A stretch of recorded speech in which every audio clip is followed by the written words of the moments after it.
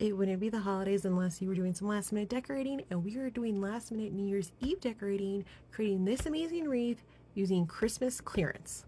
This is a little peek of the haul that I got from Michael's and Hobby Lobby's after Christmas sale yesterday. I am so stoked, but I'm most excited about Hobby Lobby's 2-tier wreaths. They're only a couple bucks when they're 60% off.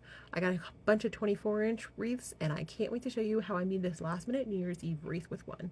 I went ahead, pulled all the stuff that I wanted to use for my New Year's Eve wreath and design, left that on the table, and now it's time to start designing. As always, fluffing your base is so important. Look how this is, nice, fluffy, full, and then this is how they ship, super compact. You're going to get way more bang for your buck if you spend the extra few minutes and give it a quick fluffing over. It makes all the difference. I had this vision to use this disco garland from Michael's, but it's 6 feet long, and I realized that I got a smaller wreath on purpose, but there's no way this is going to fit and look right. So we're going to table this for later. Make sure you say hey to your crafting buddy. It's time to start cutting the deco mesh. I use about 18 inches because honestly that's what my cutting board is. If you don't know this hack, layer up your deco mesh so they're rolling the same way, and then you could burn through, cut them up really quick and easy, then separate them by colors. I have 2 colors, you might have more. Separate them accordingly. This deco mesh is going to end up rolling in on itself, but I'm showing you here in slow motion so you can see what we're looking for. We're essentially creating 2 rolls or logs with the deco mesh. And I like to treat deco mesh installation like a flower arrangement, where what you do on one side, you do to the other side. So we're going to think of this kind of like a north, south, east, west. And what the great thing is about deco mesh is it's lightweight and it's cheap. So it's going to provide a lot of value for your wreath, filling it in, making it look extra full, but it's going to limit how much it weighs your wreath down, and it's pretty affordable. So what we're doing is we're working on the inside part of the wreath, and we're just taking 2 branches, these are wired branches, and using them to essentially be twist ties and hold our deco mesh in. Now I'm going to do this again in the same north, south, east, west with my secondary color, which would be silver.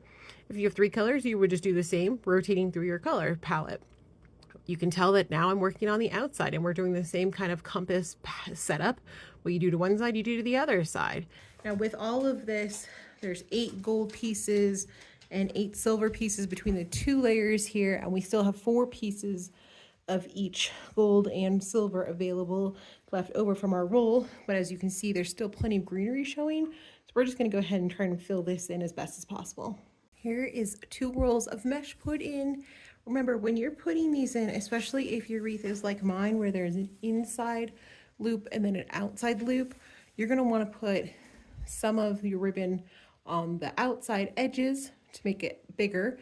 Then you're going to want to put some in the middle, and of course some on the inside, so that way you get full coverage. Now obviously there's still green showing, but we have so much picks and disco balls and stuff to be adding in here. I'm not really worried about it, but if you wanted to, you could continue adding mesh until there's no greenery at all showing, but I don't think we need to for this. I was trying to decide which size disco ball I want, and I tried the bigger one that I picked up at Hobby Lobby, and I tried the smaller one, but you can probably guess which one I used.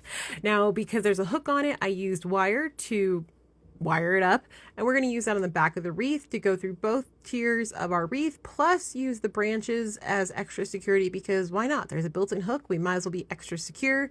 After that, we just need to flip it around and make sure we pull all of the deco mesh out so it kind of frames the disco ball. These are my largest sprays. I got 4 of these kind of holographic gold sprays from Hobby Lobby, and you could tell how much of a difference fluffing makes, but I know these are going around the perimeter, and you can see why. Don't they look so great? Now it's time for ribbons. These are just some of the ones I picked up from Michael's. Suddenly we got a bow. I'm going for an asymmetrical look here with a larger bow at the top and a slightly smaller bow at the bottom with some firecracker picks. And I used these 3 bay leaf stems around the perimeter for a little extra dimension, and finished off with firecracker picks. This looks so cool. We're kind of in a partially cloudy situation right now where there's a little bit of sun peeking out, but I am just obsessed with how dazzling these sparkles are. The disco ball I thought was going to be over the top too much, but honestly with all the other sparkling glitter, it is just phenomenal. And since this is my first ever time making a New Year's wreath, I am just stoked how it came out. The bows, ridiculous, obnoxious, over the top, yes. But I absolutely love them. I love the silver and gold and black combination together. I mean, so great.